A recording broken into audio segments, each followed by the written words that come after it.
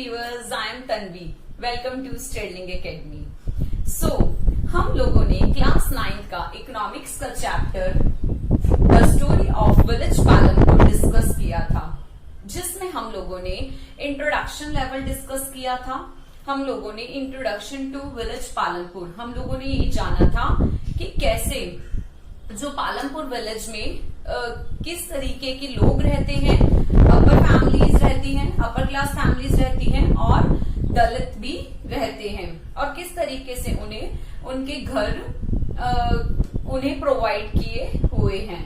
Right, हम लोगों ने फैक्टर ऑफ प्रोडक्शन भी डिस्कस किया था, जिसमें हम लोगों ने लैंड, लेबर, ह्यूमन और कैपिटल के बारे में डिस्कस किया था।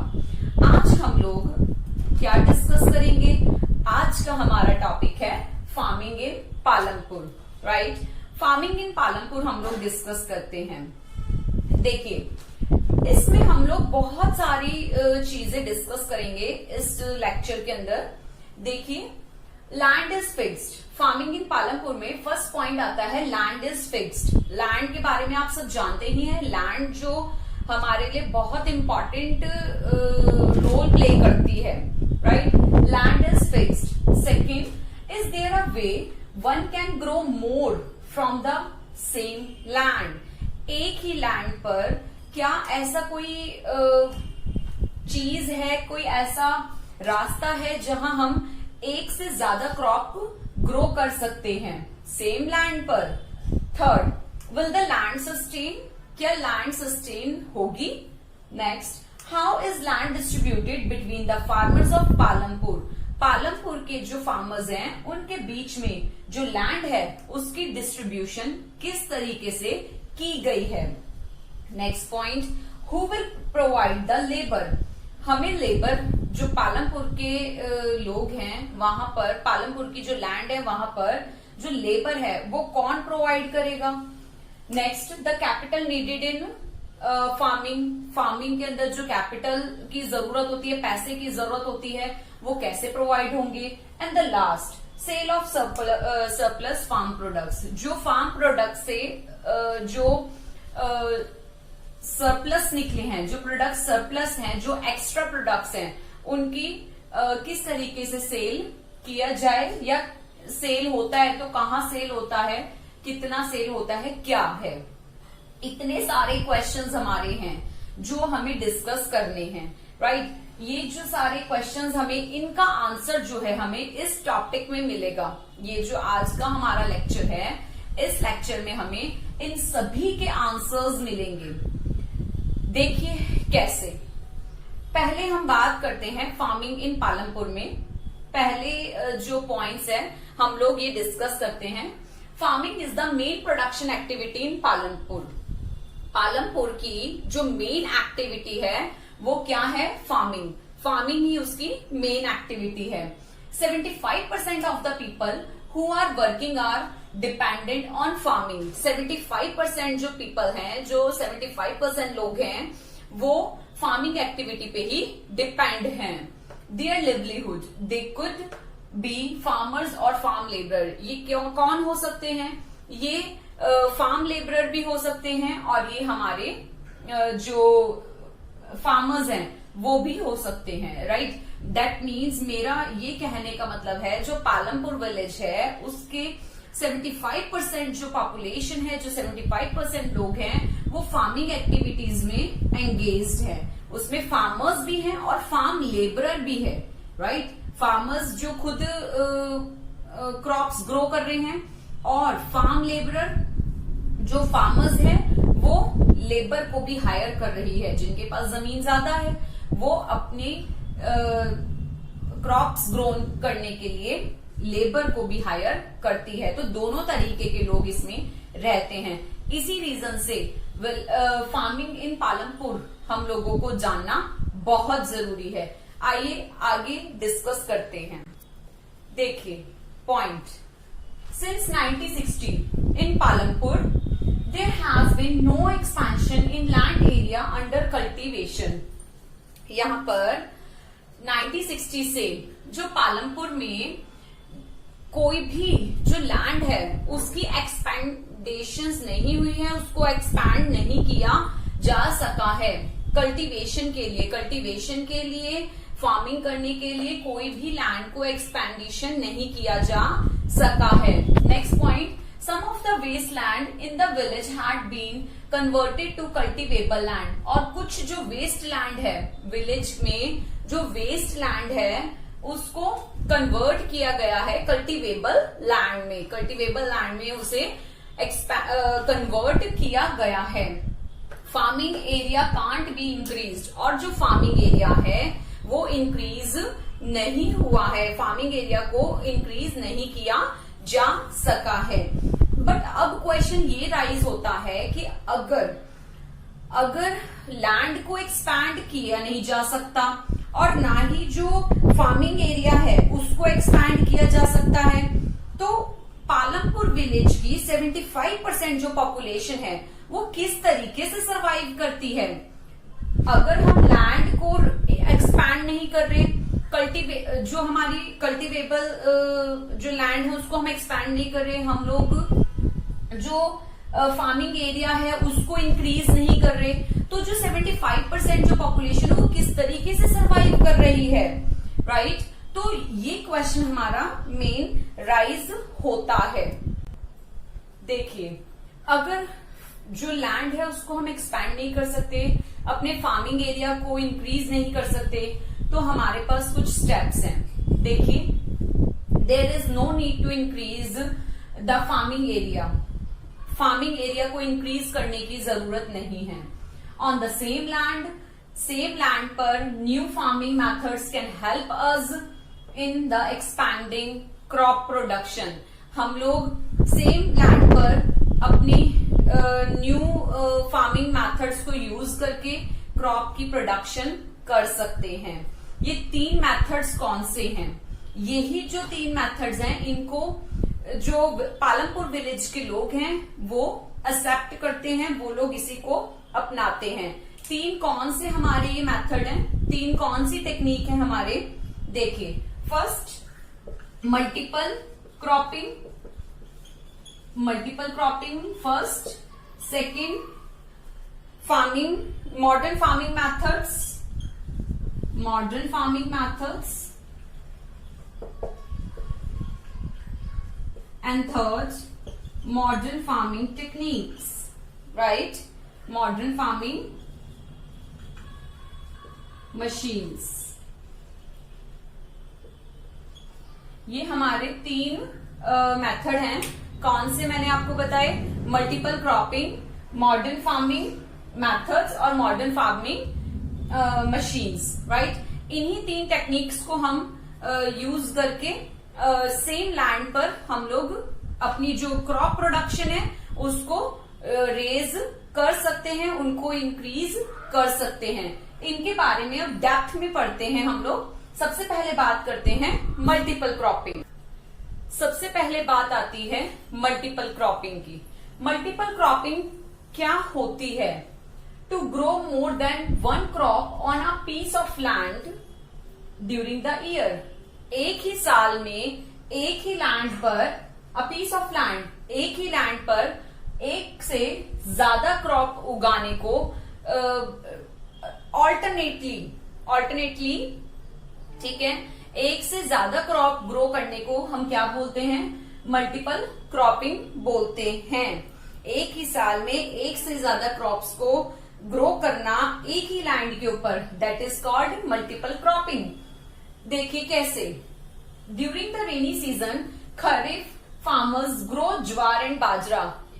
पालमपुर विलेज में क्या होता है कि जो रेनी सीजन है उस टाइम पर खरीफ की क्रॉप्स जैसे ज्वार और बाजरा ये फार्मर्स क्या करते हैं? ग्रो करते हैं। These plants are used as cattle feed. और यही जो प्लांट्स है, यही जो क्रॉप्स हैं, ये किस काम आती हैं?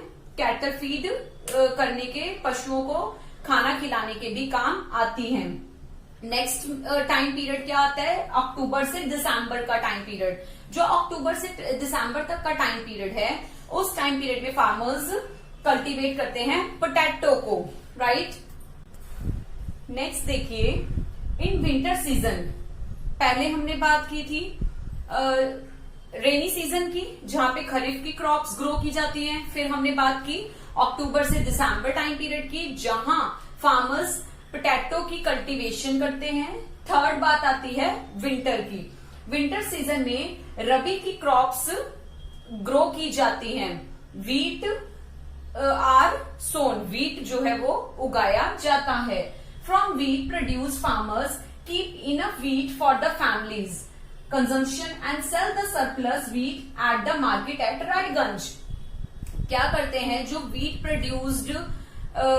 प्रोड्यूसिंग फार्मर्स हैं, जो वीट प्रोड्यूस करते हैं, वो फार्मर्स अपनी फैमिली के लिए जितनी जरूरत होती है उतना वीट रख लेते हैं।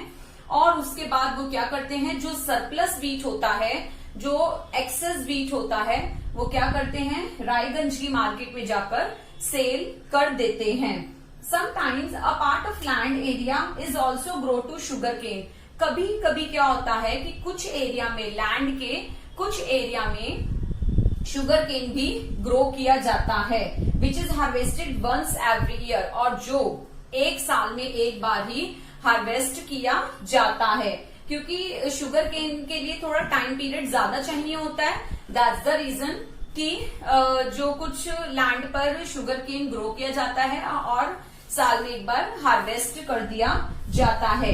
शुगर केन को एज अ रॉ फॉर्म में या जागीरी फॉर्म में क्या कर दिया जाता है, शाहपुर के ट्रेडर्स को सोल्ड आउट कर दिया जाता है। जो शाहपुर के सेलर हैं, शाहपुर के जो बायर्स हैं, उनको क्या कर दिया जाता है, सेल कर दिया जाता है एज अ रॉ, कच्चा लाइक गन्ने ऐसे ही सोल्ड कर देते हैं, या फिर जागेरी के रूप में, जागेरी की फॉर्म में उसको सोल्ड कर दिया जाता है।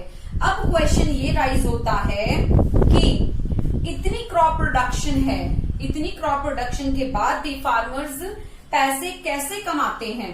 ठीक है, वीट और शुगर केन के एग्जाम्पल से हम लोग जानते हैं। जैसा कि मैंने आपको बताया कि जो वीट प्रोड्यूसर फार्मर्स हैं, वो एक्स्ट्रा वीट, सरप्लस वीट को रायगंज की मार्केट में जाकर सेल कर देते हैं। उस तरीके से वो पैसे कमाते हैं। और जो शुगर कैन के फार्मर्स हैं, वो लोग क्या करते हैं, वो शाहपुर की मार्केट में जाकर उसे सेल कर देते हैं एज अ रॉ या जागरी, राइट। तो इस तरीके से वहां के जो फार्मर्स हैं वो पैसे अर्न करते हैं। इसके बाद बात आती है, यही एक जो मेन रीजन है, यही एक बहुत अच्छा तरीका है कि एक ही लैंड पर क्रॉप्स को मल्टीपल क्रॉपिंग करने का, दो या दो से ज्यादा क्रॉप्स को ग्रो करने का, ये एक बहुत ज्यादा अच्छा रीजन है, बहुत अच्छा एक तरीका है। इसके बाद डू यू नो कि पालमपुर में इरिगेशन सिस्टम बहुत अच्छा है। देखिए, Palampur is due to the well developed system of irrigation. Irrigation का जो सिस्टम है वो बहुत अच्छा है। पहले क्या था, Persian wheels were used by farmers to draw water from the wells and irrigate small fields. पहले क्या करते थे, जो फार्मर्स थे वो पर्सियन व्हील्स को यूज करके क्या करते थे, जो कुएं थे, वेल्स में से, कुओं में से पानी निकालते थे और छोटे छोटे जो फार्म एरिया थे उसको इरिगेट करते थे, उसकी सिंचाई करते थे। आफ्टर सम टाइम, कुछ टाइम बाद क्या हुआ कि जो गवर्नमेंट थी, गवर्नमेंट ने एक ट्यूबवेल इंस्टॉल किया और उसके कुछ टाइम बाद जो वहां के फार्मर्स थे उन्होंने ट्यूबवेल्स, अपना प्राइवेट ट्यूबवेल्स वहां सेटअप कर लिया।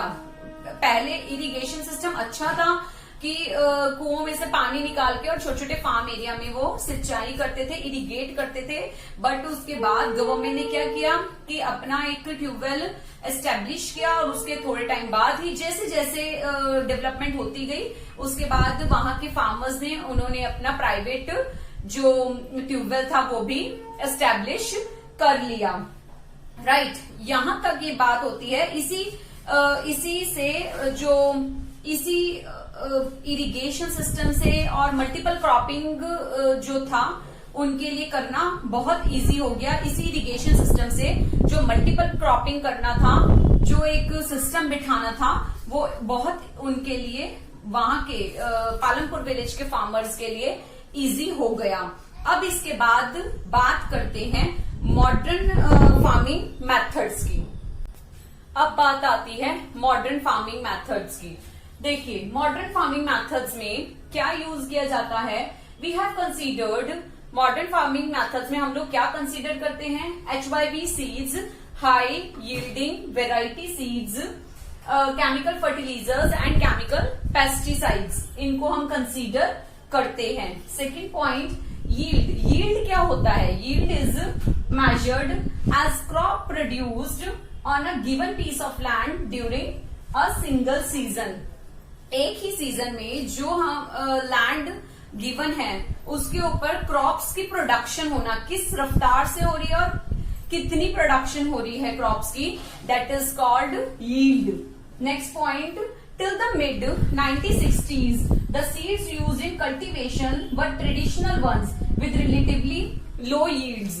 पहले 1960s में क्या होता था कि ट्रेडिशनल सीड्स को यूज किया जाता था। जो सीड्स थे वो ट्रेडिशनल तरीका था, ट्रेडिशनल सीड्स को बोया जाता था, जिस वजह से जो प्रोडक्शन थी वो कम होती थी, राइट।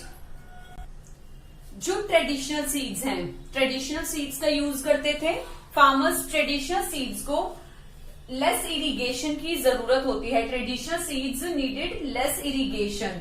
नेक्स्ट, फार्मर्स जो थे वो क्या करते थे, used cow dung and other natural manure to as a fertiliser. Fertiliser के तौर पर वो लोग क्या करते थे, फार्मर्स काउ डंग का यूज करते थे या अदर मैन्योर का यूज करते थे।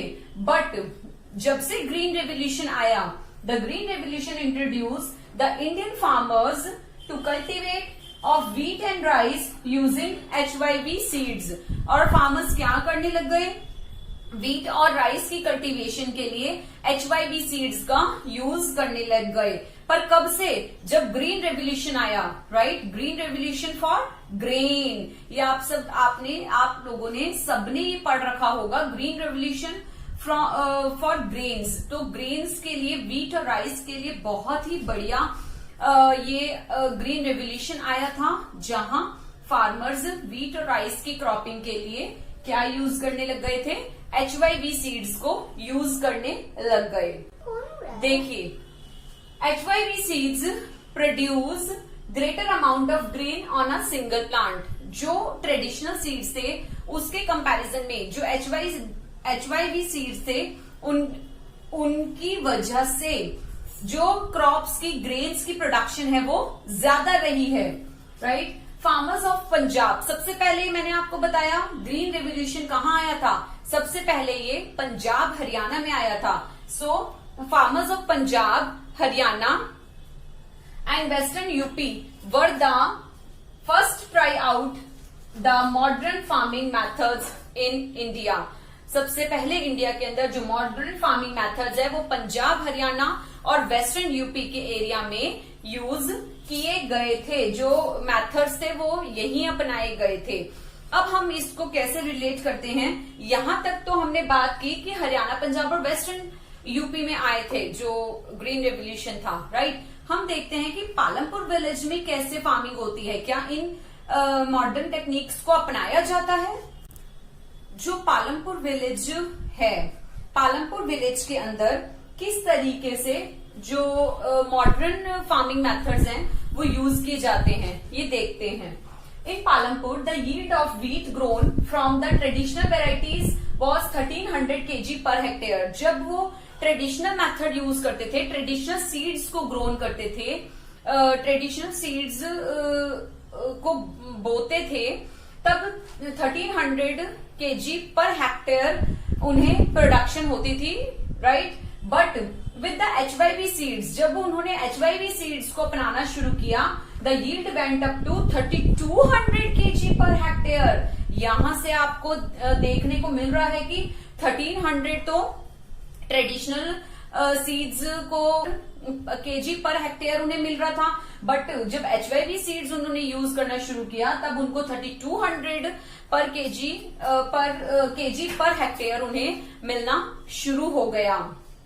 तो यहां से हमें देखने को मिल रहा है कि जो वीट की प्रोडक्शन थी किस तरीके से पालमपुर विलेज में हुई, और वीट जो थी उसके बाद सरप्लस होनी शुरू हुई, और इस तरीके से जो पालमपुर विलेज के लोग थे उस सरप्लस वीट को अदर विलेज या टाउन में सेल कर देते थे, जिससे वो मनी अर्न कर पा रहे थे।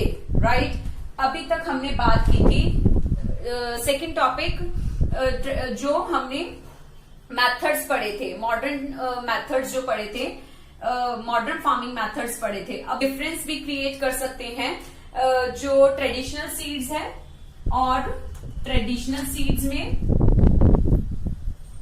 और HYV सीड्स में, इसमें हम डिफरेंस क्रिएट कर सकते हैं। क्या डिफरेंस क्रिएट कर सकते हैं? जो ट्रेडिशनल सीड्स हैं इसमें लेस इरिगेशन की जरूरत होती है और इसमें मोर इरिगेशन की जरूरत होती है। राइट, इसमें मोर इरिगेशन की जरूरत होती है और ट्रेडिशनल सीड्स के अंदर लेस इरिगेशन की जरूरत होती है। सेकेंड पॉइंट हम क्या बोल सकते हैं कि जो मैन्युअर है वो नेचुरल मैन्युअर हो सकता है, जो फर्टिलिटी बढ़ाने के लिए, फर्टिलिटी को रेज करने के लिए, फर्टिलिटी को इंक्रीज करने के लिए नेचुरल मैन्युअर की जरूरत होती है, बट यहाँ पर